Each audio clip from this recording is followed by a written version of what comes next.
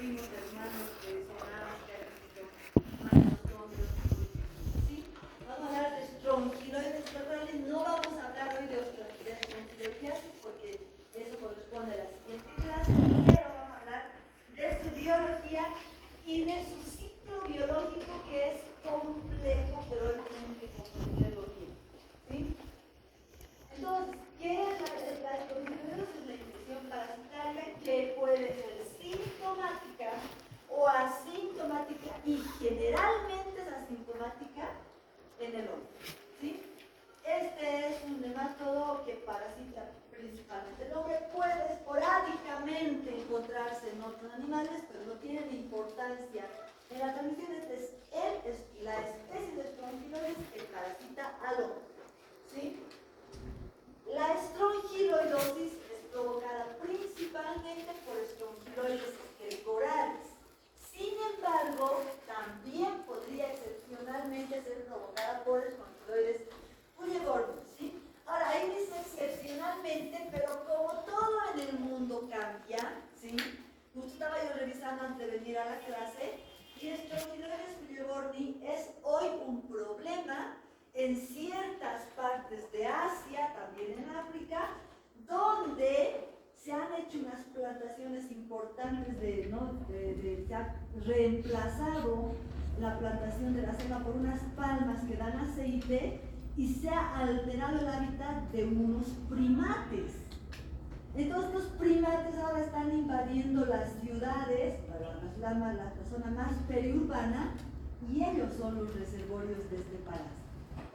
Entonces, como su ciclo es igual al de estrongiloides estercorales, el hombre se puede infectar con este parásito, y hoy es un problema en estos lugares de Asia y África. Sin embargo, América no se libra de este parásito. También es un parásito que se ha encontrado en algunas personas de manera excepcional en el Perú. Recuerden que el Perú es un lugar donde migra mucha gente del Asia, ¿sí? Entonces puede ser esa la razón, ¿sí?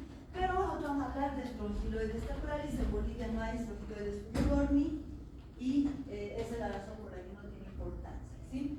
Es una parasitosis, ¿no?, de la franja principalmente tropical, aunque está muy frecuentemente en las zonas más tropicales, ¿sí? Ahora fíjense cómo Bolivia está en blanco en este mapa epidemiológico del 2014, un poco antiguo, pero no ha cambiado eso, no porque no haya, sino porque dice no reporta datos. O sea, es que el problema es que no estamos vigilando este parásito y no estamos haciendo una información epidemiológica para la Organización Panamericana de la Salud, ¿sí? Pero sí hay, y es muy importante, ¿sí?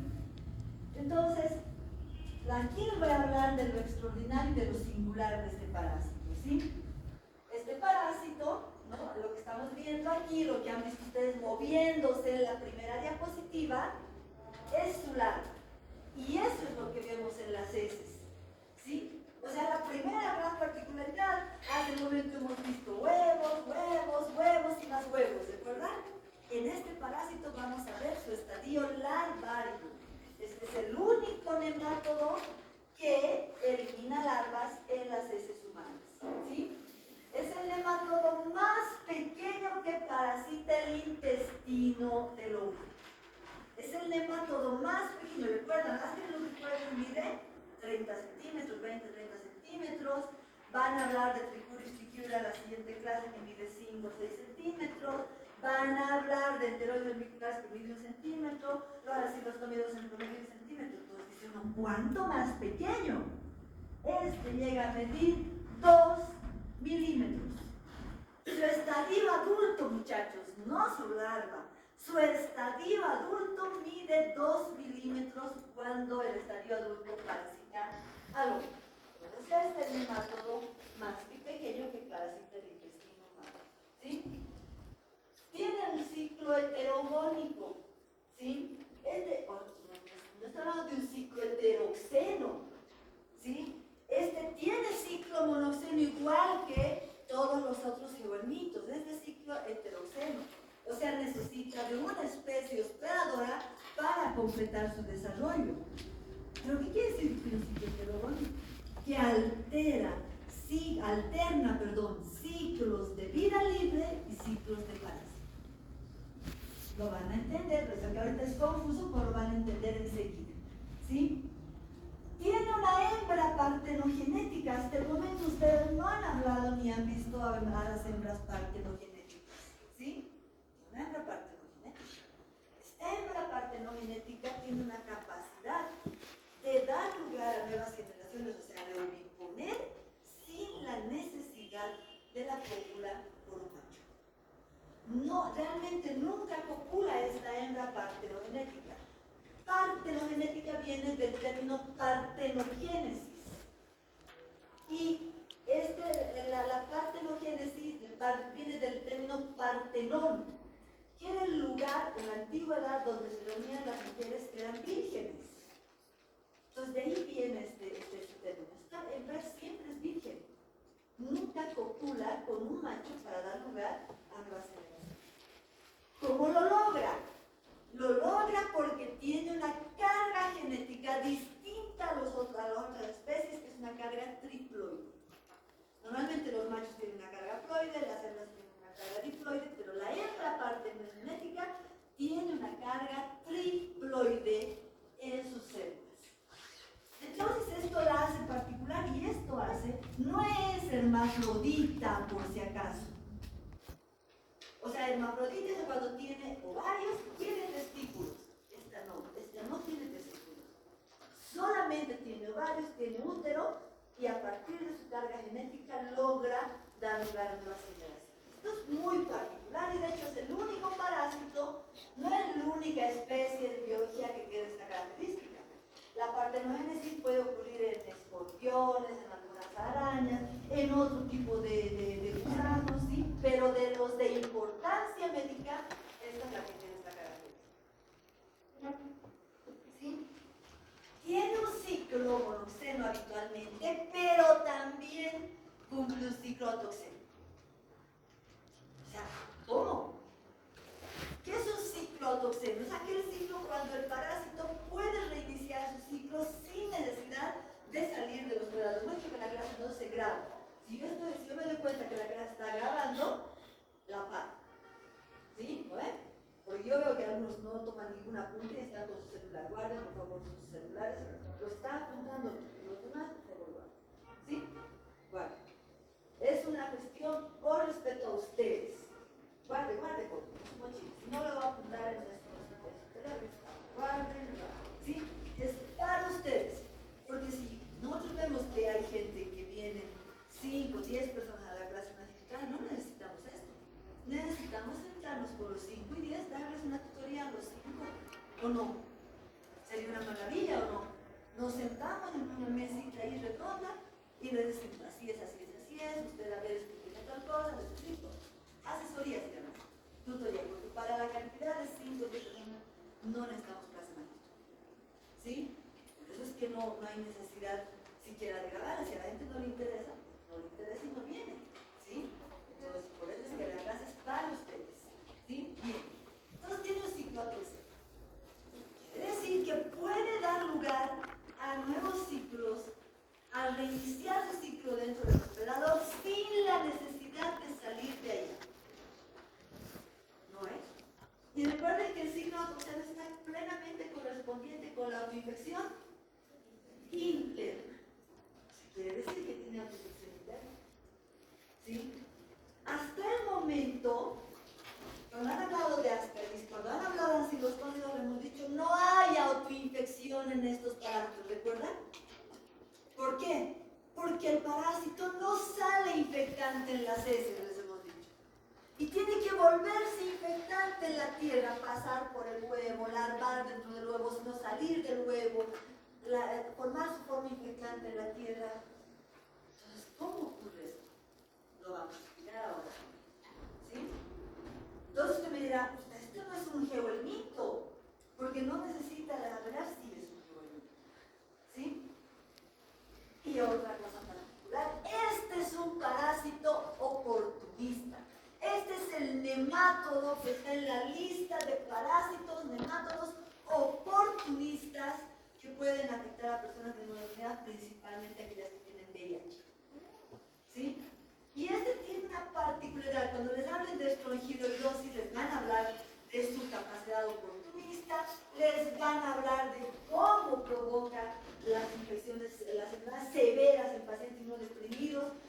en pacientes con HIV, en pacientes tratados con corticoides, pero ¿cómo puede potenciarse la impresión por HTLV y el parásito? Son unos sinergistas. El HTLV sinergia a estrongiloides temporales y viceversa. Ambas infecciones se hacen severas cuando hay una coinfección entre estrongiloides y el virus HTLV, que es también un virus inmunosupresor, ¿no? Tal vez no lo conocen todavía porque no han llevado microbiología, pero así como el VIH es un virus inmunosupresor, ¿sí? Entonces, estas son las particularidades. No vamos a hablar de esto, ahora de esto, y de esto van a hablar en la siguiente clase. Vamos con la morfología. Este es un nemátodo, ya les había dicho a mis alumnos, los nemátodos geohelmintos tienen siempre la característica de tener huevo, larva, adulto y el adulto hembra y macho, porque los nemátodos tienen dimorfismo sexual. Las larvas de los geohelmintos se diferencian en larvas rhabditoides y en larvas filariformes. Siempre ocurre para los geohelmintos, ¿sí? Las larvas rhabditoides son estas, ¿sí? Tienen doble bulbo esofágico, como pueden ver, ¿sí? Este doble bulbo esofágico musculoso le permite nutrirse en la tierra y por lo tanto metabolizar ese detrito orgánico que obtienen de la tierra, por eso tienen ese esófago musculoso. Y las larvas filariformes, que son estas, tienen ese esófago filamentoso, delgado, porque ya no tienen esa necesidad de nutrirse de detritos orgánicos de la tierra, porque estas son parásitas. Recuerden eso, ¿sí? Recuerden eso, las rhabditoideas son las que están en la tierra y las filariformes son las que tienen que ser parásitas porque no pueden seguir nutriéndose de detritos orgánicos en la tierra. ¿Sí? Primera cosa. Bien, dentro de la morfología, ¿sí? El parásito tiene un huevo, vamos a empezar con este huevo. ¿Al huevo de quién se parece? Es el huevo de arriba. Ya han visto en la anterior clase magistral.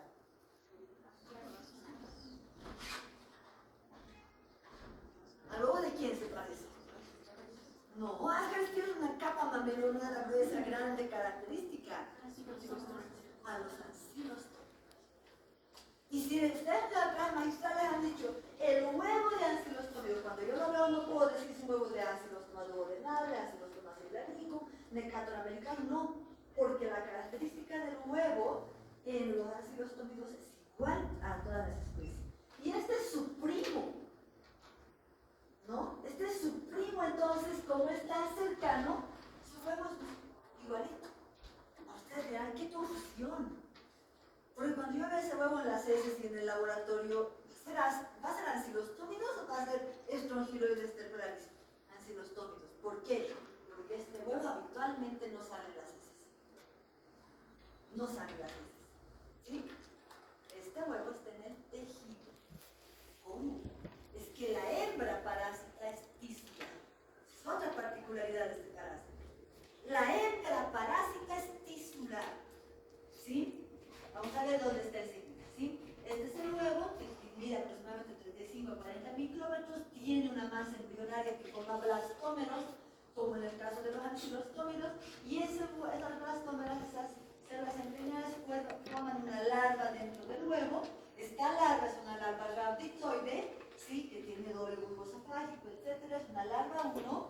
Este huevo está en el tejido y la larva, el huevo es imposible que salga en el tejido. ¿Dónde está la pared del intestino? En la mucosa del intestino. No está en la luz. La hembra está en la pared, por eso es tan chiquitita, ¿no? O realmente es tan chiquitita que puede estar en la pared, ¿verdad? 2 milímetros. Ahí ovipone. Ahí, entonces el huevo no tiene cómo moverse, no tiene cómo desplazarse. Es imposible que por sí sola salga a la luz del intestino. Por eso es que logra eclosionar a su larva dentro del huevo, la abandona el huevo y la larva es la que puede salir lesionando el tejido hacia la luz del intestino. Por eso les decía que es el parásito en el que vamos a ver su larva en las heces, ¿sí? Esta es la larva rhabditoide, ¿sí? Esta es la larva rhabditoide, tiene un bulbo esofágico, 2 bulbos esofágicos que termina en un ano. Recuerden que esta es la característica de la, ¿sí? Y esta es la larva filariforme. Ahora, la larva rhabditoide tiene una característica que no se ve bien aquí, que lo vemos la noche imagen, que tiene un primordio genital. Todos los nemátodos tienen un primordio genital. Todos. Pero en esta, su primordio genital es muy evidente. Es muy característico. Es grande y es evidente. Esa es la manera de reconocer a las larvas rhabditoideas de Strongyloides interpolares. Y esta es la larva filariforme, más larga, ¿no? Mide entre 700 micrómetros, tiene un esófago filamentoso, termina en un ano, y tiene una característica morfológica singular, la filariforme, no la rhabditoide. En el extremo distal de la larva termina en una muesca, bifurcado. Así es como termina. Esto también es propio de la larva filariforme de Strongyloides interpolares. Hemos dicho que es propio de la larva rhabditoide y que es propio de la larva filariforme. Ahora, esta es la parte completa. El parásito tiene 5 estadios larvarios, los rhabditoideos habitualmente y los filariformes. Pero tiene hembra parásita, que es la hembra partenogenética, que mide 2 milímetros, y tiene hembra y macho de vida libre. ¿Se acuerdan? Decía, tiene un ciclo heterogónico. Es que este parásito puede hacer un ciclo de vida libre alternado con el ciclo parásito. O sea, este parásito puede desarrollar adultos de vida libre, lo que no ocurre ni ha ocurrido con ninguno de los herminitos que hemos visto hasta ahora. Ninguno de los herminitos que hemos visto hasta ahora desarrollaba adultos de vida libre. Este sí. ¿Se dan cuenta por qué es tan complejo y tan maravilloso este parásito? Este sí puede desarrollar parásitos, hembras y machos de vida libre. Ni siquiera parásitos de vida libre. Hembras y machos, porque no hay parásitos de vida libre, ¿verdad? Eso es como decir que un hombre es mujer, ¿no? Que un varón es mujer, así, ¿no? O es varón o es mujer, ¿sí? Biológicamente. Después puede identificarse como quiera, ¿sí? Pero aquí es lo mismo. Parásito no es parásito. ¿Cuál es parásito? La hembra partenogenética. ¿Cuál es de vida libre? El macho y la hembra que tienen cargas. Haploide el macho y diploide la hembra. Y hemos dicho que esta tiene cargas. Yo he hecho un esquema para ustedes que lo van a ver y ahí lo van a entender muy bien. Solo para ver unas fotos, la hembra partenogenética que mide 2 milímetros. ¿Dónde vive? ¿Sí? Esta vive en la mucosa del intestino delgado, principalmente en el modelo y en parte de hígado. ¿Sí? Vive en la pared, es tisular. ¿Sí? Entonces, fíjense, dice, en esta hembra partenogenética solo lleva 4 huevos intrauterinos. Aquí están 1, 2, 3. ¿Sí? Este parásito tiene un potencial biótico bajo. No es que tiene un potencial biótico negativo, alguien dice negativo, no es negativo, negativo es contrario a la vida. Si un ser vivo no tiene potencial biótico no se puede reproducir, es estéril, ¿verdad? Este tiene un potencial biótico bajo. ¿Cuántos huevos pone una hembra de Ascaridicoides por día? 200.000. Este pone hasta 50 huevos por día. ¡50! No es nada. Versus 200.000, ¿o sí? Entonces, esto ha obligado que en su evolución el parásito busque estrategias para garantizar su supervivencia. ¿Sí? Entonces, la hembra partenogenética, que es la hembra más grande, de 2 milímetros, pone pocos huevos, vive hasta 50 por día y vive en la mucosa del intestino delgado, principalmente del tubo de relleno. ¿Sí? Es tisular. Por lo tanto, si nosotros hiciéramos una biopsia, podemos ver la hembra, ¿sí? Es pequeñita, 2 milímetros, por lo tanto, sí se puede ver en una biopsia y se pueden ver los huevos. Ella hoy pone directamente en la mucosa. ¿Sí?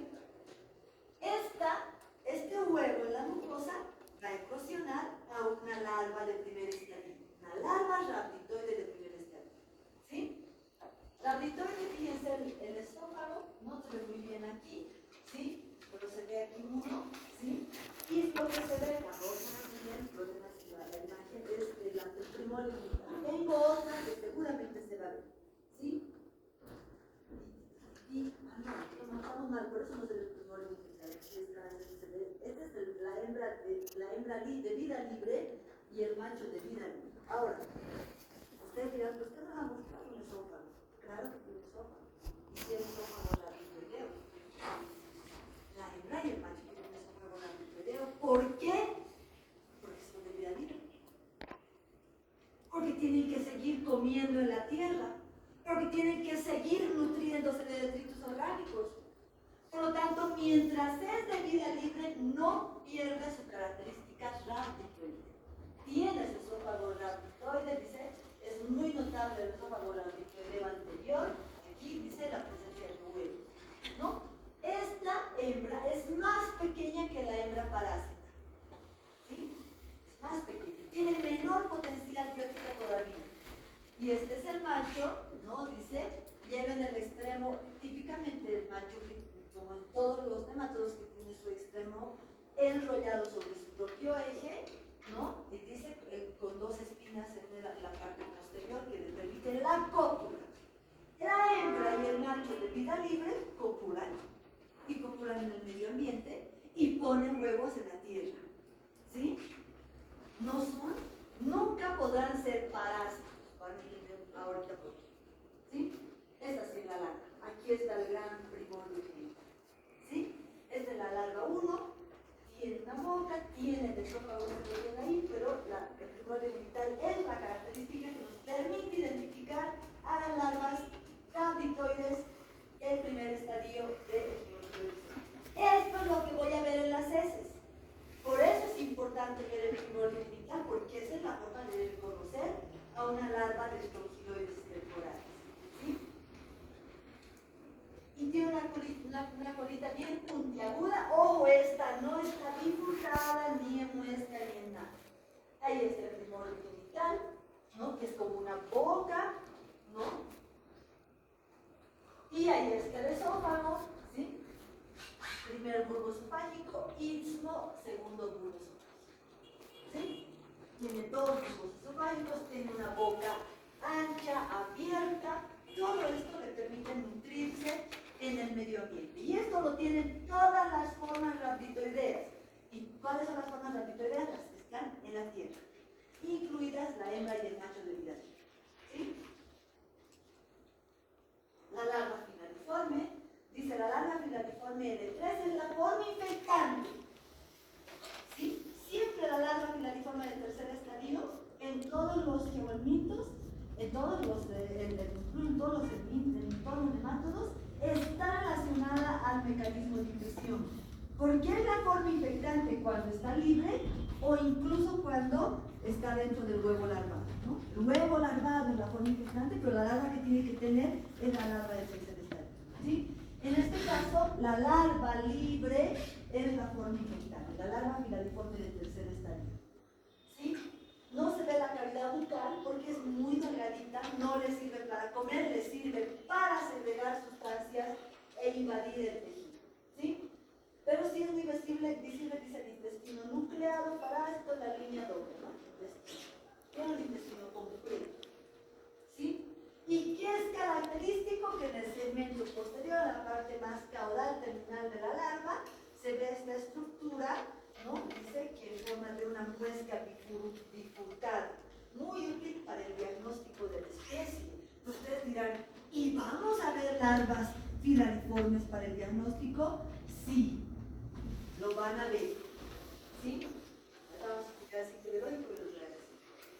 Esto es una muestra de esas, esto es una muestra que yo tenía, larva rabitoide, sí, larva rabitoide, larva rabitoide, sí, es raro. En un paciente común y corriente, inmunocompetente, no encuentran esto. Son muy pocas las larvas que hay, ¿sí? Esta muestra de paciente inmunodeprimido, ¿sí? La muesquita, estas son fotos mías, por eso es que no se ven tan bien, porque ¿no? Así es como se la ven. La muesquita es escasa, la van a ver en el laboratorio y tenemos muestras ya no tiene el primordio genital a larva filariforme, ya no se ve, por eso es que no es característica diagnóstica y sí la muestra. Sí la muestra. ¿Sí? Y bueno, o sea, esta es la que han visto, los de ahí están. Es una foto y un examen en fresco, obviamente, porque tiene que no estar fijada a la muestra, o puede ser a partir de un Berman, que van a ver cómo se hace diagnóstico con Berman también, igual se ve así moviéndose, incluso en lumbreras, ¿sí? Estas son larvas captitores, pero pueden haber larvas filariformes, pueden haber en pacientes inmunodeprimidos de las heces, ¿sí? Y lo que tienen que ver es el primordio genital para reconocer. Bien, vamos al ciclo. ¿Qué es lo que nos toca explicar en esta clase? El ciclo biológico es complejo. ¿Por qué? Tiene un ciclo monoceno, ¿cierto? ¿No? Tiene hospedador definitivo intermediario, y su hospedador habitual es el hombre, y el hombre garantiza el desarrollo del parásito. ¿Sí? Pero el problema es que este parásito tiene un ciclo en la tierra y tiene ciclo monoceno. Todas son los líquidos de agua. ¿Sí? Así como se ve, es complejo. Vamos a empezar diciendo que la hembra, ¿no? Que la hembra, la hembra partenogenética hay 2 milímetros en la pared, fíjense, no está en las vellosidades, está en la mucosa, en la pared del intestino. ¿Sí? En la pared del intestino pone sus huevos, escasos huevos. ¿Sí?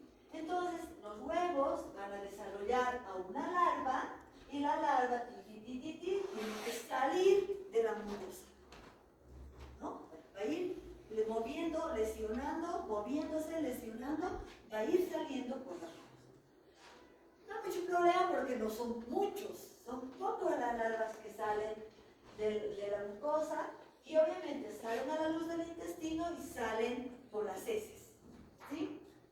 Entonces, salen por las heces, desarrollan su forma infectante en la tierra, vamos a ver enseguida cómo, ¿no? Y lo que sale es una larva, lo que desarrolla en la tierra es una larva. La forma infectante son las larvas. ¿Por dónde ingresan? Por la vía transcutánea. Esa es la vía de infección. Y el mecanismo de infección es la penetración activa de la larva filariforme de tercer estadio. La hembra partenogenética tiene carga triploide, ¿recuerdan? Entonces, la larva infectante tiene que tener carga triploide. Tiene que tener carga triploide. Ojo con esto. La hembra partenogenética pone huevos con cargas haploide, diploide y triploide. O sea, ella es la responsable de que más adelante hayan hembras y machos de vida libre. Solo ella. ¿Sí? Entonces, ella es la que garantiza también el ciclo en la tierra. ¿Sí? Vamos a empezar por el ciclo en el humano. Las larvas en la tierra, vamos a ver cómo se ha desarrollado enseguida, penetran por la piel cuando la gente camina descalzo por los suelos húmedos, arenosos, donde están las larvas de este parásito. ¿Sí? Fíjense a qué heces, pareciera que era heces, se han desarrollado, todavía ustedes no saben cómo se ya van a entender, y se han formado la larva filariforme del tercer estadio. ¿No? Es la larva infectante, la que tiene carga triploide. Esta penetra activamente en la piel porque segrega sustancias enzimáticas, por lo tanto en este momento ejerce una acción histolítica. ¿Sí? Invade la piel por la vía transcutánea y llega hacia los capilares sanguíneos. Alcanza la vena cava, obviamente, la cava inferior, ¿no? Si está ingresando por el pie, pero podrá alcanzar cualquier otro lugar si, por ejemplo, la gente es un agricultor, ara la tierra está contaminada y las larvas pueden entrar por la mano, por supuesto pueden entrar por la piel de la mano. Si la gente, no, por ejemplo, alguna vez un bebé bien infectado, ¿cómo si este ni camina? Dicen, ¿no? Si ni camina el bebé, ¿cómo es que se ha infectado? Es que no tiene que caminar. Basta que la mamá vaya al río para lavar la ropa, ¿no? Recuerden que son de zonas tropicales, entonces pone al bebé al borde del río en una zona húmeda, el bebé está ahí, y los padres cualquier lugar de la piel. ¿Sí? Nos ponemos un pie porque este es el principal factor de riesgo. Este es uno de los factores de riesgo, caminar descalzo. ¿Sí? Camina descalzo, penetra la piel, alcanza el torrente sanguíneo y empieza el ciclo de luz. El famoso ciclo de luz. ¿Sí? Dice, la penetración activa de la larva platiforme 3 por carga triploide es el mecanismo de ingreso. Entonces, el ciclo de luz ustedes ya lo han visto, ¿sí? El parásito ha alcanzado la circulación, inicialmente puede ser por la vena cava inferior, cava superior, etc. ¿Sí? Y va a llegar hasta el corazón. ¿Sí? No se queda en el tejido cardíaco porque realmente está en la circulación, llega al corazón derecho y es impulsado por arteria pulmonar hacia los pulmones. Hasta este momento la larva 3 es plenamente hemática, está por la sangre, ¿sí? Está haciendo su travesía por la sangre. ¿Hay reacción histolítica cuando ha ingresado por la piel? Sí, ¿sí? Y cuando está en la sangre ya estimula la respuesta inmunitaria, ¿sí? Pero el parásito es grande, mide 250 micrómetros, es imposible que un macrófago se lo fagocite, ¿sí? Por eso recurren a otras células, ¿no?, de respuesta innata, como son los granulocitos. ¿Y cuál es el granulocito más efectivo contra estos parásitos? Los eosinófilos, que al degranular, sus gránulos de eosina son los que pueden destruir al parásito. Por eso estimula por su paso por el torrente sanguíneo la acción inmunoalergénica. ¿Sí? En ese momento empieza a aumentar la cantidad de eosinófilos en sangre. No porque el parásito está en sangre, sino porque está estimulando una respuesta inmunitaria de tipo alergénica. ¿Sí? Llega al pulmón y obviamente la larva ya ha crecido, mide 205, 300 micrómetros, 350 micrómetros. Él no puede seguir por el torrente sanguíneo, ¿no?, como si fuera su casa. Entonces alcanza los capilares más pequeños del alveolo, ¿no? Esos capilares, el alveolo está irrigado por miles de capilares, porque recuerden que en el alveolo ocurre el intercambio gaseoso, ¿verdad? Entonces tiene que cargarse el oxígeno, descargarse el dióxido de carbono. Entonces, en ese afán la larva también llega al alveolo capilar, a la capilar del alveolo, ¿sí? Y invade, ¿no? El alveolo está rodeado de miles de capilares y esa barrera entre el capilar y el alveolo se llama barrera alveolo-capilar. El parásito penetra esa barrera alveolo-capilar para pasar del torrente sanguíneo hacia el tejido, hacia el alveolo. ¿Sí? Ese cambio de hábitat, de un hábitat viscoso con una gran cantidad de dióxido de carbono líquido a un lugar aerobio totalmente diferente, estimula la crisis larvaria. Entonces, hay muchas teorías que la leerán. Algunos dicen muda y penetra la barrera alveolo-capilar, ¿no? Pero eso no es posible. Por lo menos para mí no es posible. Porque cada vez que la larva hace una crisis, se desprende de una cutícula. Y si eso ocurriera en el torrente sanguíneo, las cutículas estarían estimulando la respuesta inflamatoria y todo el tiempo las personas estarían con fiebre y eso no ocurre. Entonces realmente atraviesa la barrera alveolo-capilar y al llegar al tejido muda. Y su cutícula se desprende ahí. Y ese es un estímulo más la larva presente para que haya tos. Que eso es lo que intenta sacar el pulmón porque está siendo invadido por las larvas. ¿Sí? Entonces, en la larva 4 ya en el alveolo, pues tiene que ascender las vías respiratorias, ¿no? Bronquios, tráquea, ¿sí? Llegar al epiglotis, deglutir a la larva, llegar por el esófago nuevamente al estómago. Uno dice, pero ¿cómo puede resistir una larva? El estómago es que ya es grande, mide 400 micrómetros, ¿sí?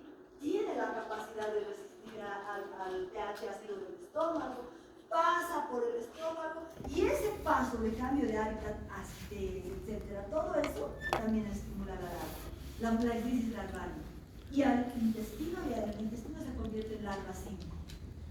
¿Sí? Y una larva 5 simplemente tiene que madurar, llamarse crisis, y va a penetrar el intestino para llegar a la pared y convertirse en hembra partenogénica. ¿Sí? Ese ciclo de luz ustedes ya lo han estudiado varias veces. ¿Sí? Es el mismo ciclo de luz que ocurre en los otros parásitos, igualmente provoca siguiente luego cuando hay abundante migración. La hembra partenogenética, la larva filariforme, fíjense, la larva filariforme ingresa, se convierte en hembra, siempre solamente en hembra partenogenética, porque es una larva filariforme triploide la que ha invadido el organismo y por lo tanto ha completado el ciclo. ¿Sí? Lindo sería que solo fuera eso. ¿Cuál es el problema en esta especie, no? Ahí está, dice, ¿no? La hembra pone sus huevos, los huevos se eclosionan, las rapidioides, que estas son las que salen nuevamente del intestino, a la luz del intestino. Pero aquí, recordemos que la hembra pone huevos haploides, diploides y triploides. ¿Sí? Entonces salen en las heces larvas, haploides, diploides y triploides. ¿Sí? Aquí no es tan fácil de entender. Yo les digo, se los he hecho yo un esquema. Vive en el intestino de regalo la hembra. ¿Sí? En la mucosa intestinal. Las larvas están en la luz del intestino y ahora ya se les empuja. Vean un ratito. Aquí hay un intruso. Ahora sí. Ya no está el intruso. Habían dos verdes, ¿no? ¿Sí? Ahí están. Haploides, diploides, haploides, diploides, triploides. Todas igualitas. ¿Se diferencia por la morfología? No. Usted pues, ¿estás segura? No. Todas tienen su primordio genital, todas miden iguales. Salen con las heces, todas tienen que salir con las heces. ¿Sí? Entonces, ¿qué ocurre? ¿No? Las larvas haploides y diploides siempre se van a hacer raptoides. Siempre. Se va, la larva que sale en las heces, la larva 1 raptoide. Muda a larva 2, raptoide. Muda a larva 3, raptoide. ¿Cómo que raptoide, doctora? En los otros parásitos, la larva 3 ya es filariforme. Aquí no. Las que tienen carga haploide y diploide no pueden ser filariformes porque tienen que convertirse en machos y hembras de vida libre. ¿Sí? Entonces, fíjense cómo es, yo lo he puesto como que crecen, ¿verdad? Larva 4, raptoide. Larva 5, raptoide. Hembra macho, raptoides. O sea, estas larvas con carga haploide y diploide sí o sí tienen que llegar a la Tierra para continuar su ciclo biológico y convertirse la larva haploide en un macho de vida libre y la larva diploide en una hembra de vida libre. ¿Se dan cuenta? Entonces se encuentran, obviamente, en el suelo, se enamoran y tienen hijitos. O sea, huevos. ¿Sí? Y tienen menos hijitos que las larvas, que las que son vírgenes. ¿Sí? Pero están en cópula constante, todo el tiempo la hembra ya está fecundada, la hembra puede poner huevos. ¿Cuál es la ventaja para el parásito? Que todos los huevos que ponga esta hembra de vida libre van a tener carga triploide. Todos. O sea, muchachos, por eso les he hecho mención, porque en los libros, en el ciclo del OPS, parece que el ciclo se estuviera repitiendo el ciclo de vida libre. Y eso no ocurre. Porque la hembra de vida libre no tiene capacidad de poner huevos haploides y diploides para que nuevamente se forme una hembra y un macho. ¿Se dan cuenta? Solamente pone huevos con carga triploide. Los huevos con carga triploide, este es su ciclo siempre. huevo con carga triploide, larva rhabditoide 1, larva rhabditoide 3 y luego larva 3 final. La que tiene carga triploide no puede hacer ciclo en la Tierra hasta adulto. Sí o sí se convierte en larva filariforme en su tercer estadio. Como se convierte en una larva filariforme, no puede seguir comiendo y tiene que ingresar al hospedador para continuar. Entonces, ¿qué ocurre con las larvas de carga triploide? Ahora, ¿qué pasa con las de carga triploide? Salen a la Tierra, llegan, temperatura 25-26 grados, humedad 80%, bastante húmedo, ¿sí? Mismas condiciones. Larva 1 es rhabditoide, siempre. Larva 2 es rhabditoide, se nutre en la Tierra, come en la Tierra. Tiene lo mismo que en los asilostómidos, tiene geotropismo negativo, la larva rhabditoide está debajo de la Tierra, tiene termotropismo, tiene hidrotropismo, y después se convierte en una larva filariforme de tercer estadio. Y cuando es filariforme tiene hidrotropismo, termotropismo, tiene pigmotropismo positivo, quiere decir que busca adherirse en una superficie, y tiene geotropismo negativo, sale a la superficie de la Tierra. Las larvas filariformes, entonces las larvas hacen eso. Entonces, las formas infectantes del parásito, una vez que el hombre ha defecado al medio ambiente, pueden formarse a partir de este ciclo de vida libre o directamente a través de las larvas triploides. Pero dice un ciclo directo e indirecto. ¿Sí? Ahora, si esto solamente ocurriría, como Dios siempre dice, para una chala, no hay un problema. El problema está dónde. Porque recuerden, tiene bajo potencial biótico, no hay muchas larvas en la Tierra como hay huevos de aspergillosis. Las personas se infectan pero no tienen muchos parásitos, ¿sí? Por eso normalmente son asintomáticas las infecciones. Tiene un psicotocero. ¿Y cómo puede ocurrir esto? ¿Sí? Las larvas haploides y diploides están en el intestino, pueden incluso madurar a larva 2, una persona está estreñida, por ejemplo. Pueden. Pero si no llegan a la Tierra, no completan su desarrollo. ¿Cuál es el problema con las larvas triploides? La larva triploide es la verde, recuerden, ¿no? Es larva 1 en el intestino, sigue siendo larva 1 en el intestino, ¿sí? Pero tiene esa naturaleza de hacer su ecdisis. Tiene una hormona que se llama hidroxiecdisona. O sea, ella tiene su hormona. Entonces, larva 1 un tiempo, nada, pues va a ser larva 2.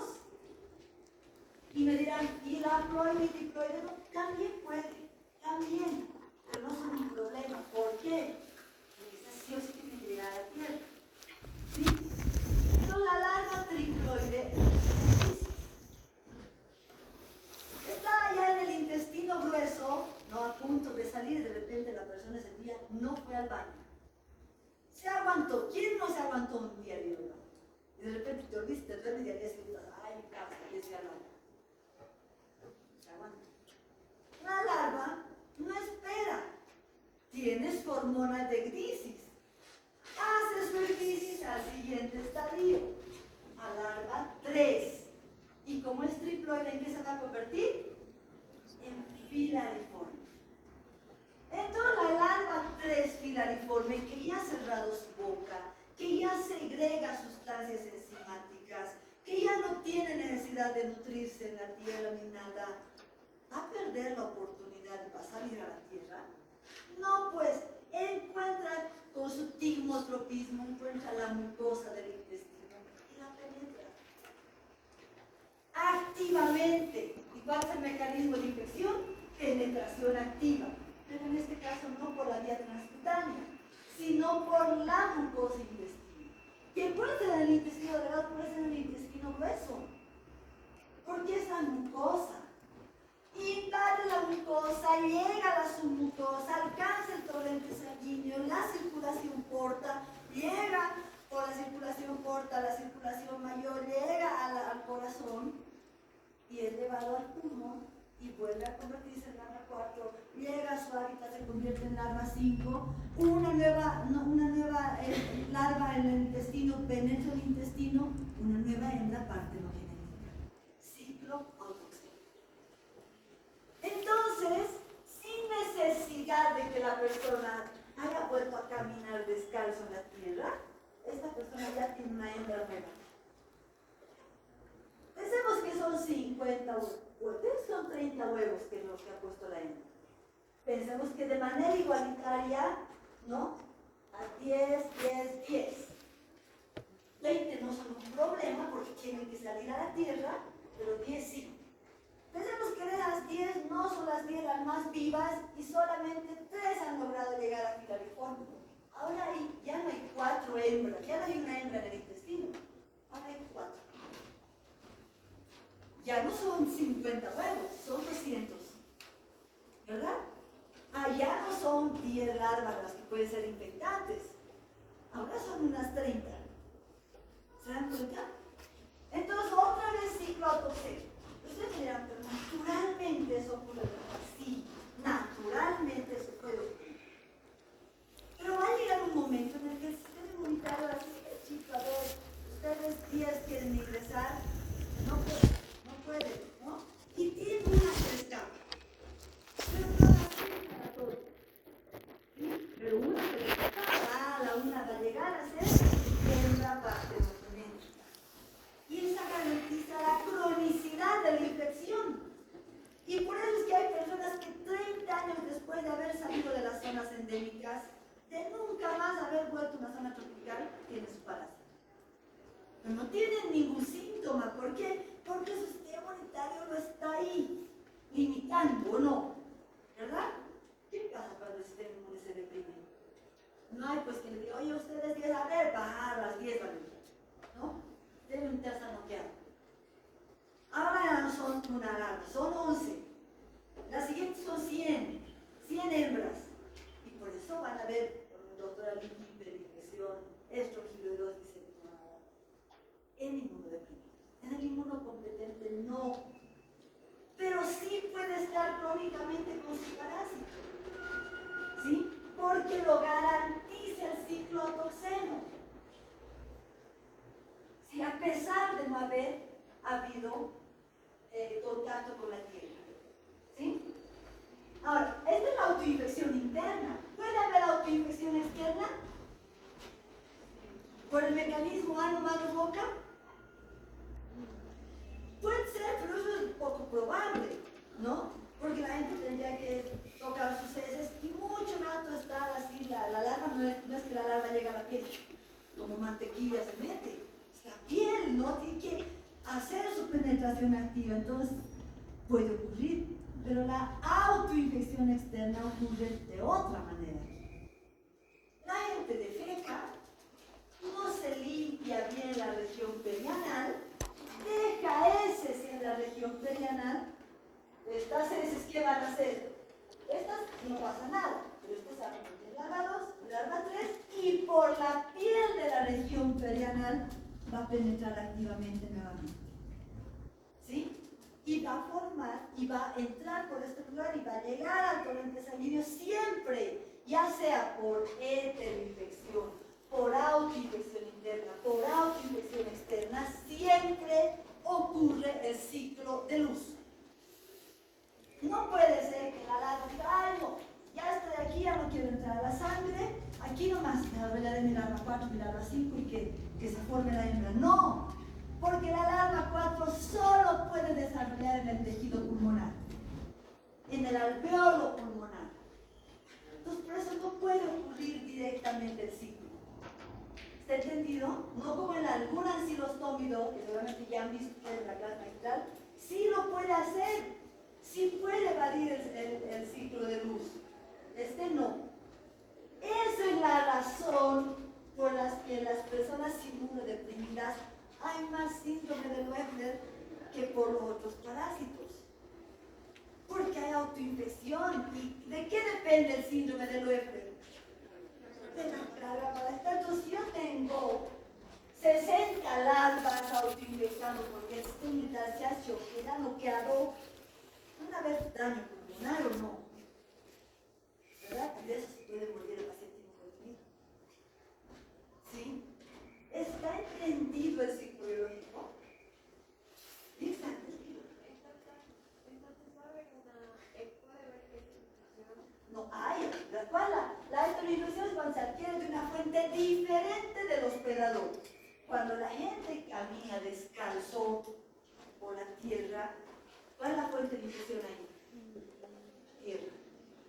La tierra. Entonces, no es la fuente la misma, el mismo hospedador. Entonces, la esterilización, la penetración activa a través de la vía transcutánea, que puede ser principalmente por la región plantar interdigital de los pies, pero también por otros lugares del cuerpo. Esa es la aunque me dirá, yo digo, si yo fuera alumno diría, ¿y si yo como un alimento contaminado por las larvas? ¿No será que puede llegar? ¿Será que probablemente llega al estómago? No existen las larvas lactoides, las larvas terciarias son débiles, ¿sí? ¿Pero qué puede hacer? Puede penetrar la mucosa oral, la mucosa del esófago, antes de llegar al intestino. Puede lograrlo, ¿sí? ¿Posible? Claro que sí. Entonces, el parásito puede ingresar por la piel o por las mucosas, pero principalmente por la vía transcutánea. Y en la autoinfección interna es por la mucosa intestinal, de cualquier parte del intestino, delgado o grueso. Y en la autoinfección interna, la vía de infección es la piel de la región perianal. También es transcutánea la vía de infección. Pero en estos dos casos es autoinfección. La heteroinfección es otra cosa. Siempre recuerden eso. ¿Sí? ¿Qué más? Preguntas.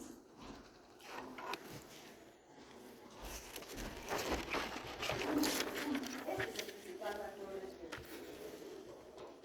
A veces uno se imagina caminar descalzo, así que ustedes van en su chancla y de repente la tiran y caminan por la plaza de Caranac. No, muchachos. Este es el factor de riesgo. ¿Sí? Y esto ocurre cerca de las casas que tienen fuentes de agua, ríos, la gente defeca en el lugar, ¿no? La gente contamina el medio ambiente, llueve, ¿no? Y luego ustedes creen que todo se hace global, ¿verdad? La humedad es maravillosa para el parásito, la temperatura es maravillosa para el parásito, y así es como. Y si ustedes van al campo, tiene una tendencia a caminar descalzo. Ahora dicen, no, usted utiliza sandalias, pero si tú caminas por este barro con sandalias, no llega el barro a tus pies. Igual, por eso es que las medidas de profilaxis son, pues, existen, pero no son las más útiles.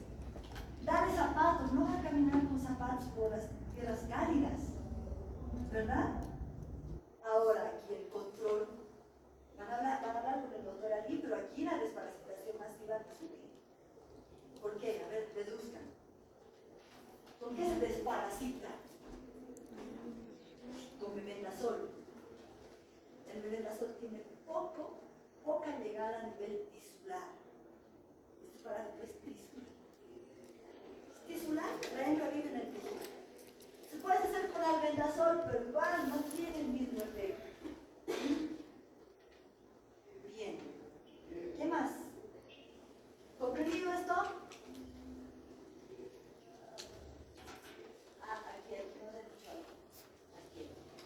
Este es el ciclo indirecto, el que dice en el libro, lo tengo que mencionar, el ciclo indirecto. Este es el ciclo directo.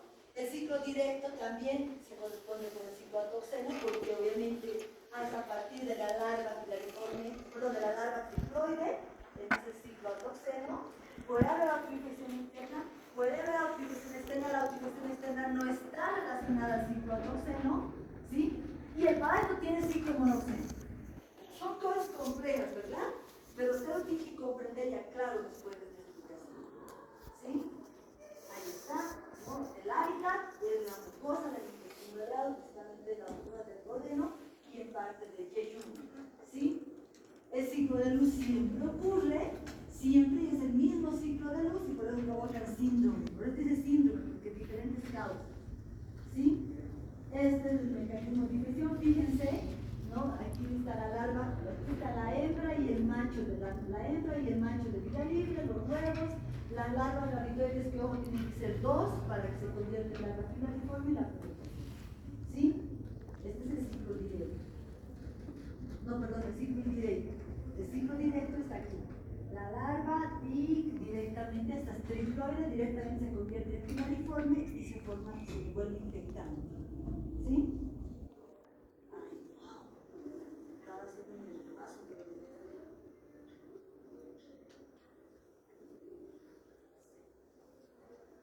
Entonces, tenemos que explicar esta diapositiva. Hemos visto entonces por qué se trata más pequeño, ciclo de metabólico, o sea que alterna ciclos de vida libre y ciclos parásitos, la hembra partogenética y el ciclo de todo hemos estudiado. Han comprendido esto de la morfología, hemos visto que las hembras más unidades son gravitoides y todas las formas parásitas, incluida la hembra partogenética, es filariforme. ¿Sí? Esta es la hembra partogenética, ¿no? Tiene bajo potencial biótico.